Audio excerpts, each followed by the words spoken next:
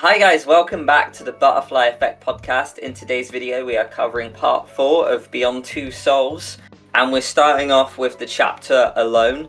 Bit of a small chapter, not much happens. This is where you've been staying with at the lab with Dawkins and Carl when your parents say that they're moving base and they can't come with.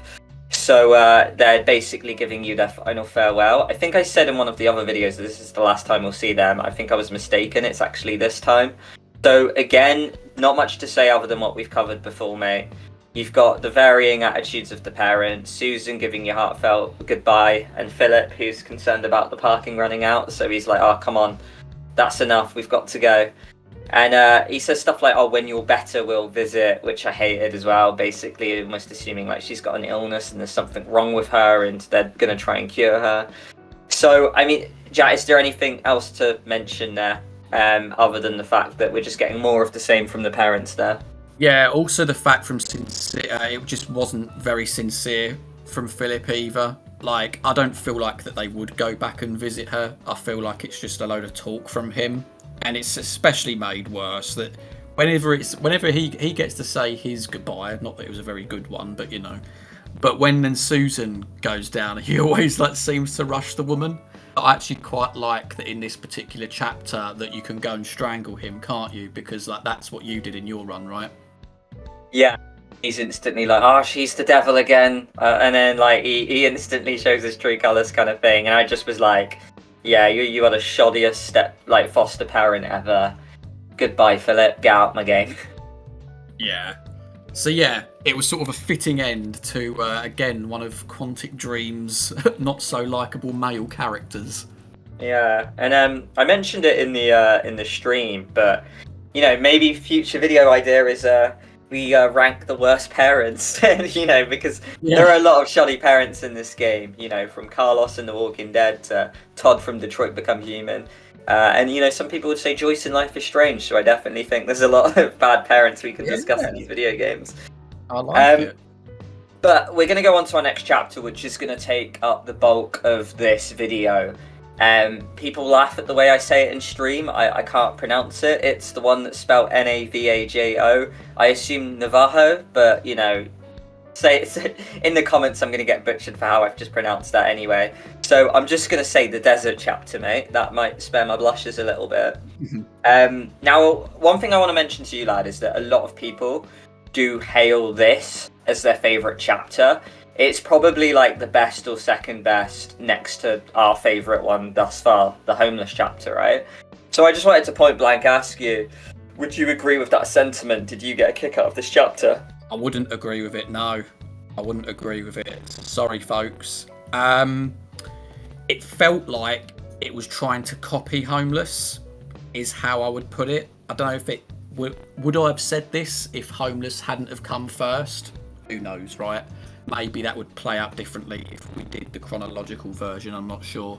But, in fact, it wouldn't, would it? I don't think it would. I think Homeless always comes first. So, no. My biggest overriding thing with this, and it comes back to a point that you've said in previous videos, mate, is like how the game tries to be too many different things. And I've previously said, hey, look, I quite like that. This chapter in particular, it suddenly felt very jarring.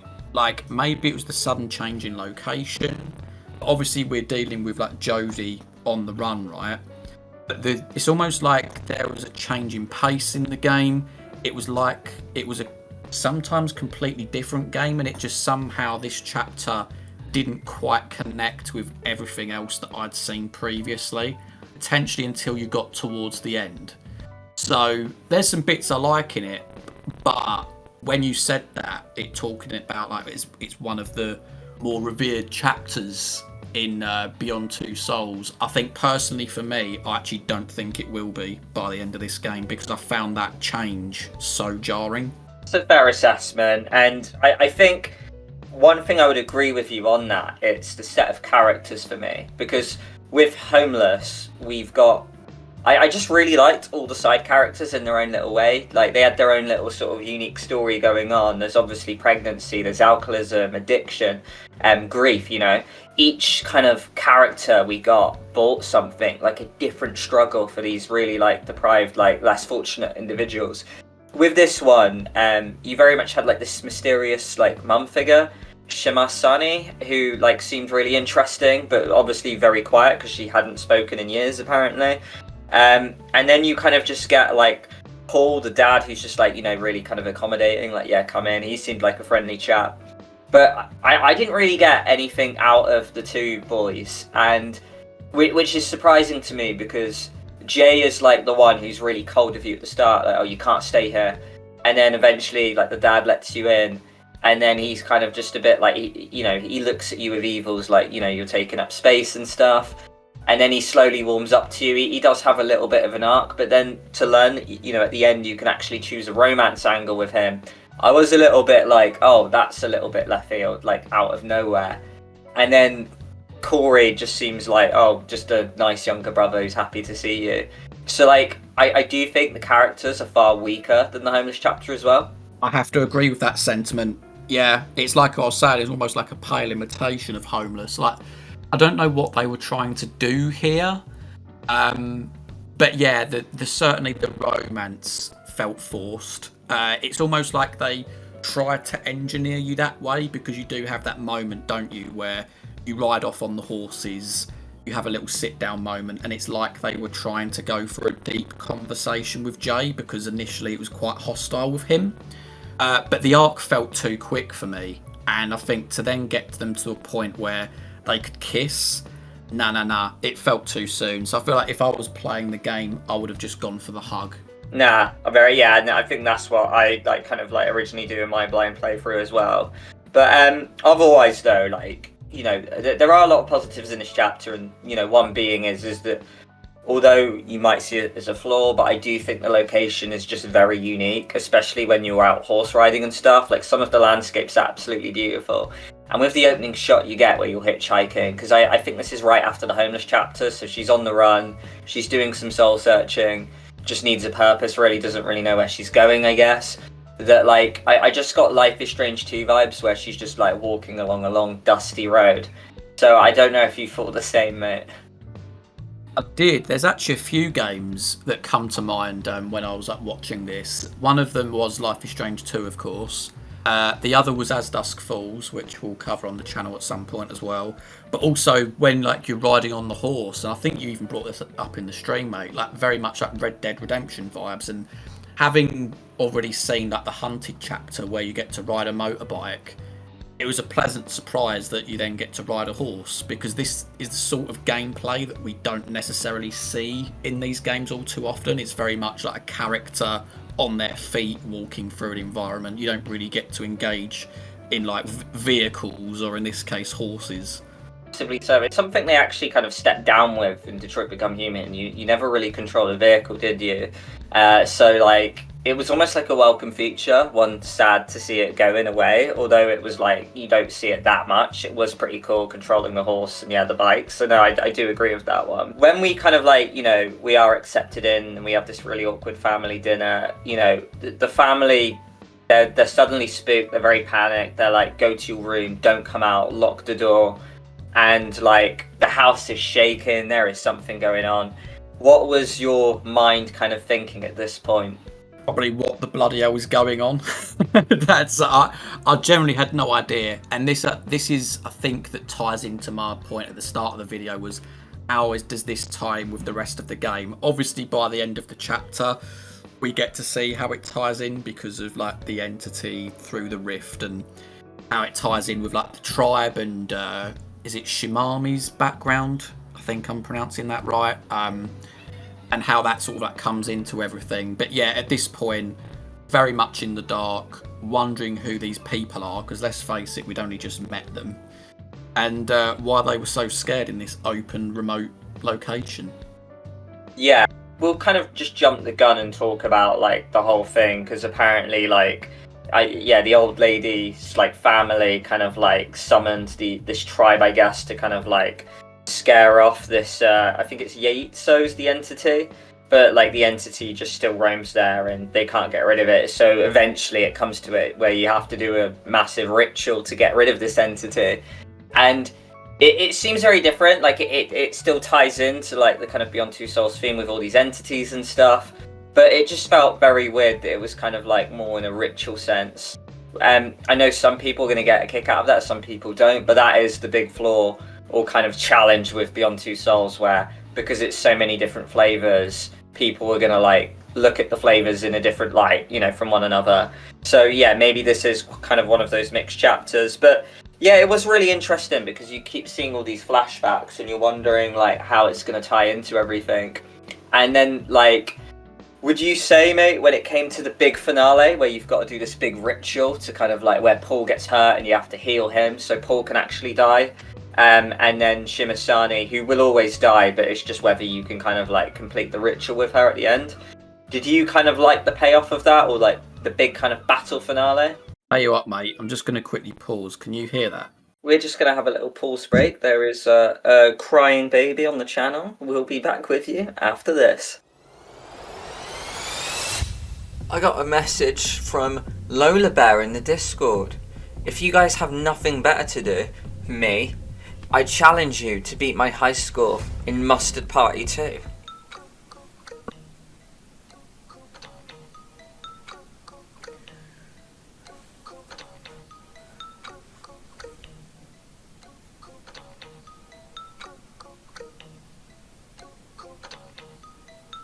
What is my life? Alright, I am back. No more crying babies. Yeah. It just sounds really sinister, doesn't it? I liked the finale because it sort of introduced a little bit of tension, which I'm not therefore criticising the earlier parts of the chapters. I think, you know, being a farmhand was pretty good and stuff like that, and at least getting to know the characters. But again, I think it comes back to that point I was saying where it suddenly felt a little bit out of kilter with everything else. It was almost as if they were starting to write a different game or something else, and then they thought, oh, we need to weave the entity into this. This random family in the middle of nowhere somehow has a tie to the entity or this Yetso spirit, and I thought, I don't know, it something wasn't communicated to me as well as I thought, because even now a little bit of me is sort of asking questions, and that's why I think overall I don't quite have the same level of affection for this chapter as maybe other people do. Very well. Like, I know I was happy with the ending on this occasion because, funny enough, when I first played it in the PS4 days, I actually failed the chapter. I couldn't do the ritual, like the QTEs were quite tricky. I picked the right symbol, but then I just couldn't manage to drag the entity. Shimasani died, and like the fun fact is if you do fail this segment, you don't get the funeral scene at the end. So yeah, like it was nice because I managed to complete it. I don't know how, I'm way worse on mouse and keyboard. But then I had that whole big funeral scene in the end, and that was cool because it's something I never saw before. Apparently the trivia says that like if Paul does die and you don't heal him in time, that he can get buried next to Shimasani and you just leave the two boys there. And I'm so glad my stream were with me, because as I was walking out the front, they said, no, climb up the side. And then Jodie gets to see this drawing, almost like hieroglyphs, of like this like human who has like, almost like, you know, we are with Aiden, like with a tethered sort of entity. So yeah, like, did you have any kind of thoughts for that, mate? I didn't realise that it was another human. I thought it was something to do with one of the tribes, to be honest with you. But if I'm basing it off what you're saying there, then potentially there's another character out there that we could meet that's like Jodie. Maybe they're not as nice as Jodie is. Maybe they're a villain. I really don't know, mate. I assumed it was to do with the tribe. Yeah, no, but yeah, like, you know, maybe someone in the comments can kind of like chime us in on that one. But otherwise, though, like with the chapter, like it was a little fun. It maybe went on for a bit too long, but I don't know, mate, if this is because I'm from the West Country, but I quite enjoyed just sitting back and farming. To be honest, I was carrying hay bales. I was like, yeah, like getting the horses into their pen. I was like, yeah, this is speaking to like the Cornish Devon lad in me, mate. So, what did you make of like these downtime sections of farming and building motorcycles as well? I didn't mind it. Like, obviously, probably of the two of us on this channel, I've got the reputation where, you know, I almost like to live in the fast lane. You know, I want action, I want this and I want that, I want twists. But no, there are on occasions, and I think Quantic Dream do these really well. We see it in Detroit with, where you're playing as Kara and you're sort of doing there's a beauty of doing sort of the mundane things, isn't there? Like with Kara, you're doing the washing up, you're sort of sorting the laundry out, and in this game, it's you being a farmhand. So you're filling up the bucket of water for the animals, you've taken the horses. Obviously, you get to play as a horse at one point, don't you? You literally possess a horse to walk it into the enclosure. You carry bales of hay around. I didn't mind it, and it's sort of, again, you're just sort of bedding your way into the environment, which you can appreciate, and also slowly starting to get to know these characters that you've just met. So, but yeah, I appreciate though that you've come out and said that although this is quite a beloved chapter, that your heart, it wasn't in it as much as most people, because I know people do hail it as like a top 5 chapter. I don't know about me, it probably would make top 7. I'd have to check. It definitely, people put it on the same parallel as Homeless, and for me, Homeless is just so much better. But I think it would be interesting if, maybe this is a future video down the line, and if you guys are interested in the comments, let us know. But maybe we'll end up doing a big chapter ranking, worst to best, and, we'll have to see where this one ends up, mate. But regardless, mate, I mean, that is the deserty chapter. I don't want to say the word and offend someone, but do you have any points to kind of mention on top of what we already have, mate? I think one of them was a comment, which was, I really like the fact that, and do correct me if I'm wrong here, but there was, towards the beginning of the chapter, when you was doing the odd jobs, you fixed a bike, right?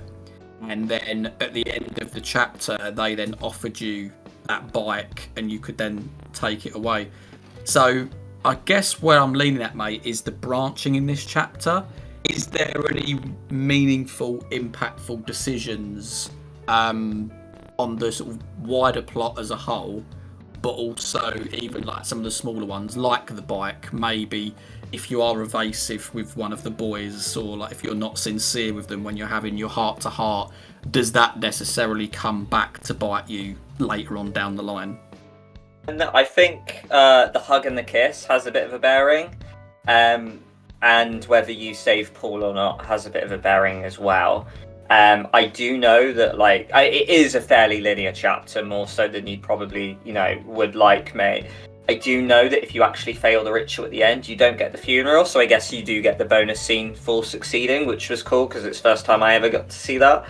But apparently if you fail at the end, they kind of fix the motorbike up for you anyway and give it to you, I believe. And then instead of Jay saying thank you, you've been a big help, you've protected my family, if you fail, the entity escapes, probably still haunts them, and Jay just instead says, oh well, thank you for trying. So there's just a bit of a dialogue change, but nothing groundbreaking that you're probably looking for in my answer, lad. Right, alright, okay, so if you were to choose the wrong symbol or something, you automatically fail the ritual, and therefore you don't get the funeral, like that. Alright. Yeah. One other thing as well is I noticed that this word crown pops up a couple of times, doesn't it? And I was thinking to myself, I feel like it would probably neatly take us into the next chapter, actually. But it's almost like in the next chapter in Separation, you're almost you've got this headset on, aren't you? Almost for an MRI scan.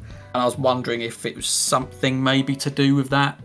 Obviously the word crown. So I almost put maybe a little pin in that one. But who knows? It could be wildly off the mark. I mean, I didn't pick that up, but that's your literature brain coming out, and I think you could be onto something. That's actually pretty clever you've worked that out. So yeah, no, I can fully see that, to be honest, mate. And before we do get to Separation, actually, there is one point I have forgot to mention. I don't even have it written down. My memory's just gone back to it.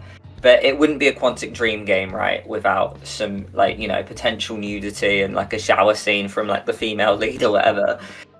We saw this with Madison Page, and we get Fahrenheit has a bunch of it, and we're getting it again now. Now apparently Elliot Page had a non-nudity clause in her contract, so you don't see anything, which is fair.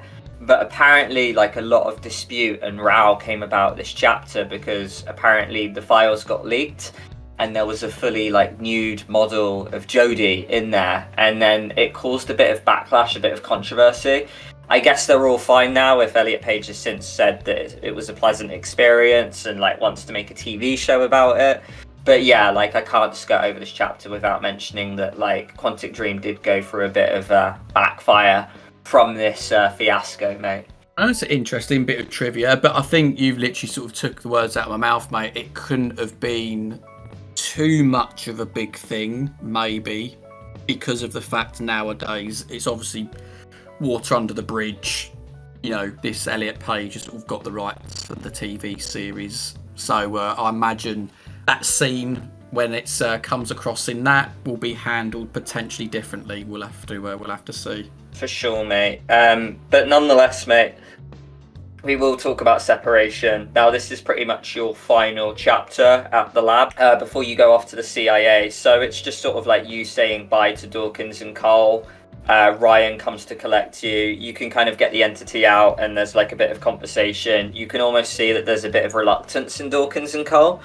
But mate, I'll give you sort of the floor. I mean, it's a bit of a nothing sort of chapter, really, mate. Like, but anything you want to talk about in this one? I think it's obviously interesting, you know, if you are going into that sort of analytical perspective. Obviously, we have jump time. She's an older girl now, and she does probably see Dawkins and Cole as parent figures, right? And I think they even like say this within the game, that they are sort of her family at this point, as much as she is a bit of a lab rat, as much as they are sort of using her in ways. And he points this out, that it's a CIA unit, so it feels almost inevitable that she was going to go off with the CIA. But they have developed some sort of relationship with her. Having said that, I'm still going to bang this drum.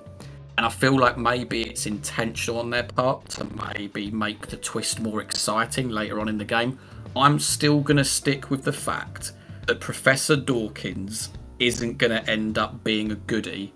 And it wouldn't even surprise me if this Ryan guy, who they're presenting as, let's face it, as a bit of an arse, you know, whether it's from the embassy chapter that you told me, mate, where he's like saying, oh, if she fails, then she's done for. Or even in this chapter where he's like just, you know, not very emotional. He's very sort of like, oh, we're going to take her, you know, deal with it sort of thing. It wouldn't even surprise me if he went on some sort of an arc and him and Jodie ended up, maybe you get a choice to be romantically involved. Maybe you can just be friends. But I can almost imagine by the end of the game, they're going to have a rosier relationship, and her relationship with Dawkins isn't going to be. So there's a little prediction for you.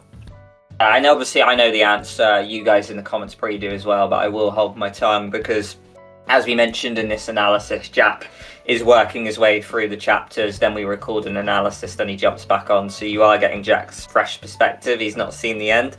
So yeah, we'll just have to kind of see that one.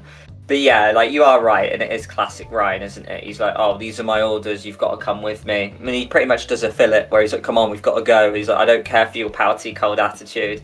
And I think the dialogue choices are pretty much nothing. It's like, do you want to be pouty or cold or aggressive? It's like, well, there's none here are positive. So it's not like you could actually really be compliant and just go in, or like actually change the method and kind of like actually stay. So like, yeah, like there's just heartfelt goodbyes. You end up having to pack your stuff. You can like collect the bunny, the photo with your foster parents, photo with Cole and Dawkins, some clothes, some toiletries, and the Aiden drawing. Which comes from a bit of a branching. You can actually, you know that earlier chapter where you first meet Dawkins and he asks you to draw the entity? Yeah. Obviously it goes without saying, but if you refuse to draw it, that won't be there in this chapter. So nice tiny little bit of branching there, so you can like, you know, if you get that drawing, you can collect it for later. But yeah, pretty much a nothing chapter, mate. One thing I did want to kind of touch on before we do finish this analysis is that a lot of people in the stream were telling me how moments like this are what makes the chronological reason better. And I don't know if you'll agree with this, but I imagine it's because you probably actually spend a lot more time with Dawkins and Cole, like in a condensed sort of like time, like while you're playing the game. So it actually probably does feel more impactful to sort of say, like, goodbye to them at this point. And also, like, meeting Ryan, this is your first taste of him as this cold man who's like, come on, get in the car with me. Rather than having this embassy chapter where you do know you actually grow quite close to him at some point, I guess, to the point you're good working colleagues and you've got this training under your belt with him. So I don't know if you agree with that as well, mate, that this whole jumbled order almost sort of like is worse in the sense of building relationships and having these emotional moments. Think so, yeah. Which is why I think the homeless chapter actually did so well dealing with the characters that it did within that, hour or hour and 15 minutes or so to get so much out of it. Because you've got these established characters, but because everything's jumping around, the moments don't land so much. So I'm sort of keen, whether, when we finish this analysis, whether I go back and watch the gameplay but in a chronological version, I don't know. But I can understand why people have that sentiment, and it, like I say, it genuinely wouldn't surprise me if I had the same one coming out of it. I think I would as well, because there are times where you meet up with characters again and people say it's more impactful if you play it chronological. And I'm like, yeah, I do get that, because when you jump back and forth lots, it's like, it does kind of take you out of sync. And it's one where, and I keep saying this, but I really appreciate the stylistic choice. I appreciate the ambition and the dare, but ultimately, it doesn't necessarily land, and it's almost like sometimes it's okay for 2 and 2 to equal 4, and I feel like maybe they should have just stuck with the chronological option. But props to them, though, for giving you the option if you want to play it that way afterwards, which I think, going forward, if I ever play this game, I will do it in that manner. And like I say, I'll have to do it again to kind of see if my opinion of the game changes. But yeah, at this moment in time, I'm looking at it and it just didn't land to me, and it probably makes some scenes feel worse than they actually are. So yeah, that's just, that is my overall thoughts on like the timeline dynamic there. But Jack, those are the 3 chapters we've covered for this analysis series. So you've got to dive back into the game for the next lot. Anything else to mention about anything we've discussed, mate? There was on that last particular chapter, because it starts off, like I mentioned before, with like I'll call it a crown, but it's sort of like the scanner thing for her brain, isn't it? And when she's looking at these objects, and obviously in your playthrough, you picked the music box, and it brings out a strange reaction in Dawkins, because doesn't Jodie mention another little girl called Laura? Yeah. So, just sitting here now, I'm going to spin a theory, maybe that ties in nicely to what we saw on like the wall markings in the Navajo chapter. Hopefully I pronounced that right. I will say that there's another girl with the power, like Jodie. It's Laura. Dawkins knows about her. Maybe was who was being alluded to on the wall. Maybe it was like a prophecy that there was going to be someone like Jodie or something like that with the special power, and that's why he reacted so off, because he was like, oh god, like Jodie's sort of starting to figure out about this Laura girl. I could be wildly wrong, but this is the beauty of where I am at the minute, that I can just spit these theories out and you guys can sit and either praise me or laugh at me. So yeah, but the point I was coming to was that if you pick one of the different objects, do you get something different? Yeah, you know what? I'm actually glad you brought this up, because I have it written down and I completely skirted over it, mate. So yeah, you know what? It's one of those ones again where you're presented with 3 options, and I just pick one up without even putting too much thought into it, because I'm like, well, I can pick the other 2 up right afterwards. But you do one, and then it goes to the next section, and you're like, oh, I probably should have put more thought into that. I'm not a fan of that in video games, where like it's like I like being told I'll pick one, because you can't pick all of them. I like sort of like going through a door knowing that I'm not gonna be able to wander back the room I'm currently in, kind of thing. I like knowing when the next section's coming. So yeah, like it's one of those. But funny enough, I picked the music box. I don't know why. It's just the item that fascinated me the most out of the 3. Funny enough, that is the only item of the 3 that will apparently give you a vision. Apparently the other 2, she gets nothing from it. So I just got really lucky, mate. It was 1 and 3, and I picked the one that triggered a memory. Oh, nice. Oh, fair enough then. So actually there is just there's a 2 in 3 chance that you just don't get anything at all, that there's no like little Easter egg for the plot or anything. Yeah, correct. I got very lucky there, because There are times where I look at those options and I'm like, oh, I'm going to save the best for last. I'm going to go for the other two, but I just went straight in with the one I actually wanted. So yeah, the music box sprung this memory, and I have to hold my tongue on it because I know what it means. So I'll kind of skirt back to that one in later analysis videos, mate. But those are the 3 chapters we've covered. So yeah, guys, please let us know in the comments what you thought of our theories and, you know, our emotions of this. Defend the Navajo chapter to your heart's content, because Jack and I are sat here thinking it's not all that, like you guys say. So that's the hot take for this episode. But guys, please hit like, hit the bell, subscribe, all that jazz. We do lots of videos like this. Stay tuned next week where we're going to be doing the next part of Beyond Two Souls. And otherwise, guys, thank you very much for joining. We will see you all in the next one. Yep. Catch you later, guys.